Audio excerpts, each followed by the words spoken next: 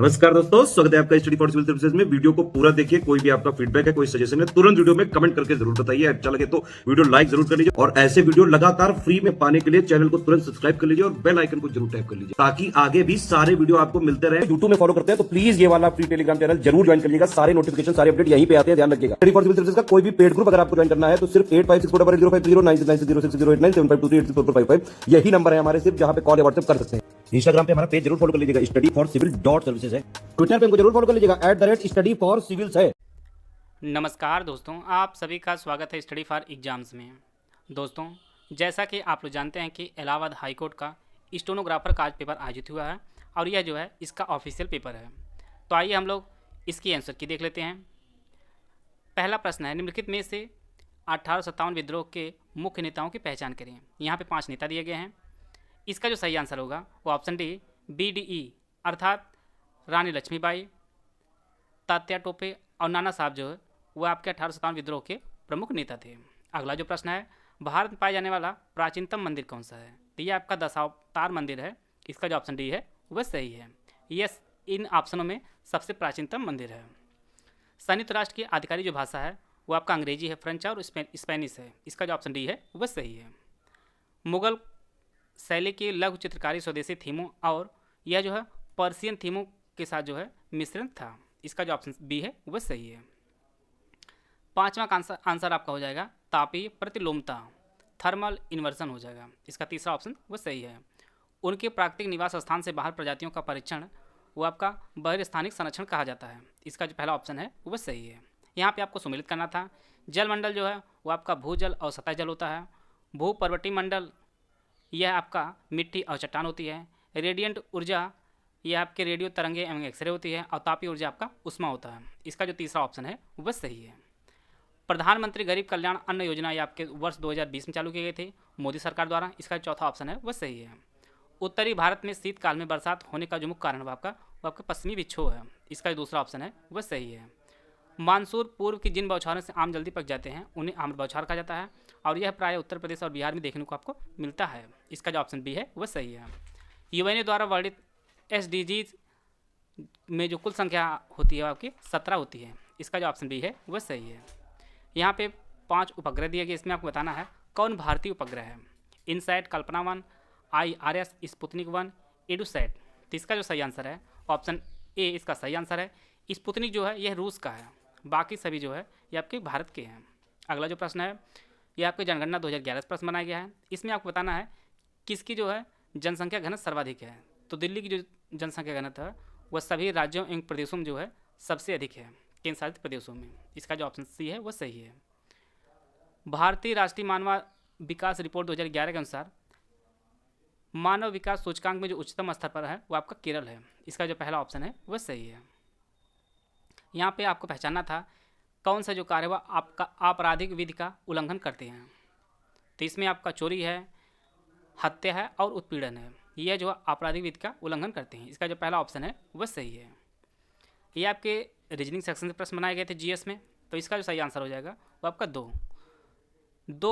दो जो है 5 ऐसे हैं जिनके तुरंत बाद 3 या 4 आता है और उसके ठीक पीछे जो है 8 या 9 नहीं आता है। तो इसका जो ऑप्शन डी है वह सही है।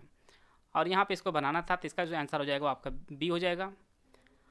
यहाँ पर आप लोग देख पा रहे हैं 10 का वर्ग, 11 का, 12 का, अगला जो है आपका 13 का वर्ग हो जाएगा। तो इसका जो ऑप्शन डी 169 हो जाएगा। इसी प्रकार से पूरा का आपका फुल फॉर्म बताना था। तो पूरा जो फुल फॉर्म होगा वो providing urban amenities in rural areas होगा। इसका जो सी ऑप्शन है वह सही है।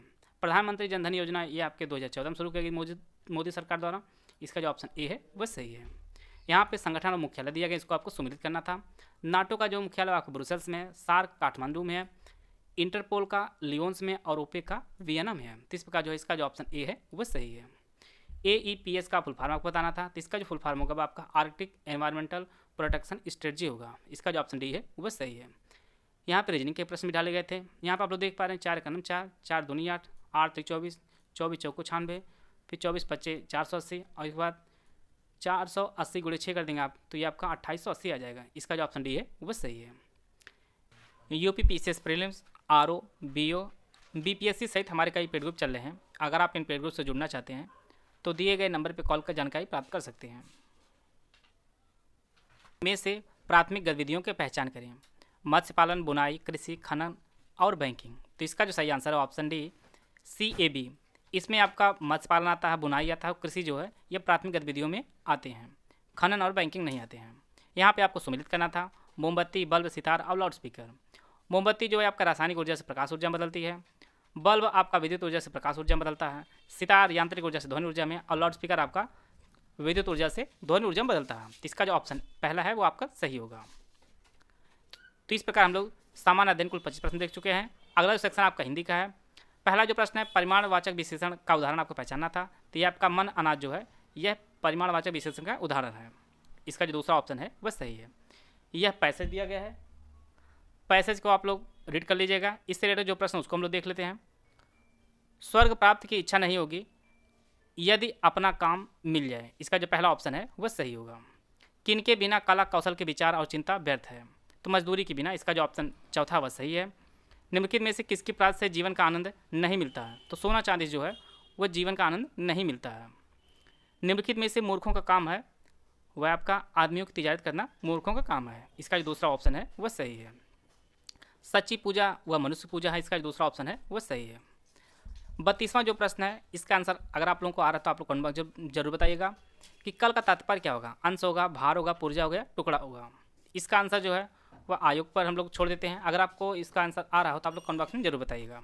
अगला जो प्रश्न है बैन सुन्या जबरे मधुर तबते सुनत न बैन। इस पद में अलंकार आपको बताना था, उसमें आपका विरोधाभास अलंकार है। 34वें प्रश्न में आपको बताना था शब्द का जो वर्ग किया जाता है वह किसके आधार पर किया जाता है। तो ये आपके अर्थवत्ता के आधार पर शब्द के अलग अलग भेद होते हैं। इसका जो तीसरा ऑप्शन है वह सही है। यहाँ पे आपको पदबंध को सुमेलित कराना था। संज्ञा पदबंध जो है वह आपका मुझे मुंबई वाली ट्रेन से जाना है, इससे रिलेटेड होगा। इसी प्रकार से सर्वनाम पदबंध जो आपका होगा वह बहुत बोलने वाले तुम चुपचाप हो, इससे यह इसका सुमेलित हो जाएगा। विशेषण आप जानते हैं यहाँ पे नया जो शब्द है इसका नया विशेषण है, पदबंध है, इसका इससे रिलेटेड हो जाएगा। और क्रिया वाला आपका जो है वो पहले से हो जाएगा, आप वहाँ जाकर बैठ जाइए। इस प्रकार जो है इसका जो तीसरा ऑप्शन है वह सही है। यह जो पेपर आज आयोजित हुआ है यह लेंथी और एक अच्छे लेवल का प्रश्न बनाया गया है। तो कट ऑफ जो है बहुत देखने को नहीं मिलेगी।